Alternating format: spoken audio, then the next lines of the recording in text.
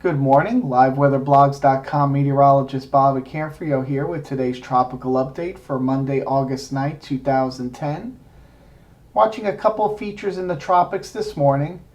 First, I'll point out our Invest 93L, that's right here in the central Atlantic, has had a nice, pretty well-defined circulation with this. It's just been lacking convection with, we've had some shear here from an upper low to its west.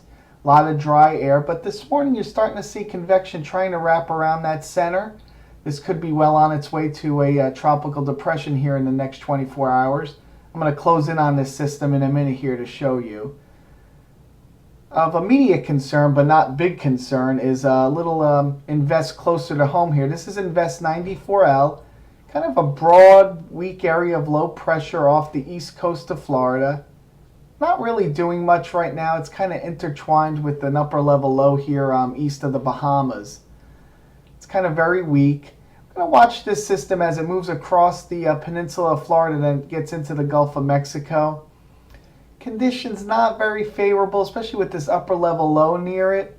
But we'll have to watch it carefully as it gets into the Gulf of Mexico. I'll show you some models here in a minute, but not that excited about this system right now, but again, anything that gets into the Gulf of Mexico we want to watch carefully.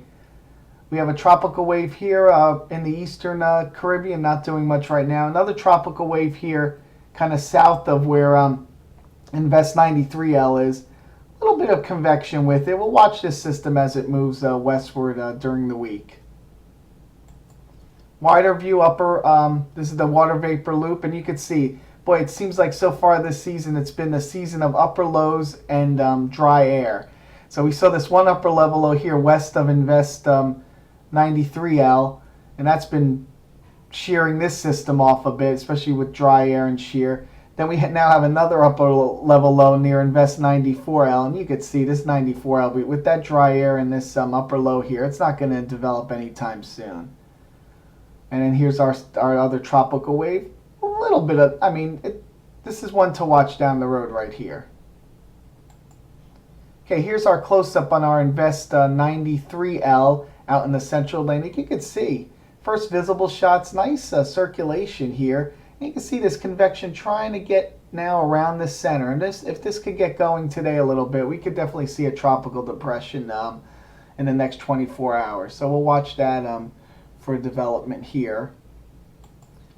And then out off the African coast, new tropical wave moving off the African coast, and we'll again watch this system as it moves westward. Wind shear map. Well, here we go. So here's our upper level low here. Now you can see why I think Invest 93L has a good shot of maybe getting to a depression later today. You can see this upper level low has moved far enough west where we have a nice little ridge of high pressure building over it, and this could help convection start going around. It's still fighting some dry air, but this could help it at least bring it to a depression. And you can see that strong northerly wind shear, about 20 knots on our system here, with that upper high centered here, upper low near the Bahamas. This Invest 94L is really going to have a hard time. Latest model runs on our Invests. We have Invest 93L. This is the one out in the central Atlantic. This one will not be a threat to any land. It's going to move west-northwest the next couple days, and then finally this trough that's going to be moving off the east coast, will push it right out to sea. So no threat to land for Invest 93L, but we'll see if it could become a tropical depression or even a tropical storm in the next 48 hours out here. These are the latest models, and these are all from Clark Evans. This is the latest Invest 94 models. This is the one off the east coast of Florida. Again, most of them pushing it across the peninsula into the Gulf. Again, really close to land if this stays on this northerly track. The only way this could really develop, if it could really sink into the Gulf and then make the trek all the way across. Like I said, semi-favorable conditions in the Gulf. Not the perfect setup, but again, something to watch. I'm not too concerned about this one right now, or even, I doubt it's going to develop. But again, anything gets in the Gulf, we have to watch.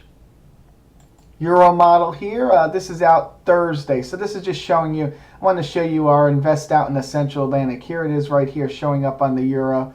You can see this trough coming off the east coast into the western Atlantic, and this is going to push this guy just this won't even make it even close to Bermuda. It's going to push it and then right out to sea. And here's our little weak surface reflection on our Invest 94L here in the Gulf of Mexico by the euro. Not really doing much with it. And like I said, eventually what's going to happen is high pressure here is going to sink south, and this will end up inducing this one right around that high and then into land eventually. So we'll watch that. Looking ahead at our NAO here, it's going to start slipping back towards negative. That could be favorable for development the next couple weeks. That combined with our MJO, and you can see MJO starting to heat up here now, getting more upward motion. Again, green upward motion, favorable for tropical development. Need to get rid of that dry air that's been really plaguing us in that stable dry air environment. But this is favorable now. It's getting there. You can see it's starting to evolve. And then we'll look at our forecast here. GFS, again, looking favorable here for almost for the rest of the month. And then CFS definitely looking favorable here for the rest of the month. So, again, MJO becoming favorable, NAO going negative. Get rid of that dry air. Maybe those upper level lows will finally go away, huh? We'll have to see about that. Can never predict those. And so far, it seems like every time a tropical system's forming, there's an upper level low near it somewhere. But anyway, these two favorable conditions, we really should start seeing things heat up in the next couple weeks, and we could be in for a very busy mid to late August here. So that's it for today. I told you I was going to update my my June numbers for the tropics. Yes, I know I haven't done that yet. I will get those new numbers out for you tomorrow. Have a great day, and thanks for listening. Again, liveweatherblogs.com for all your latest weather needs, and I'll see you again tomorrow. Have a good day. Bye-bye.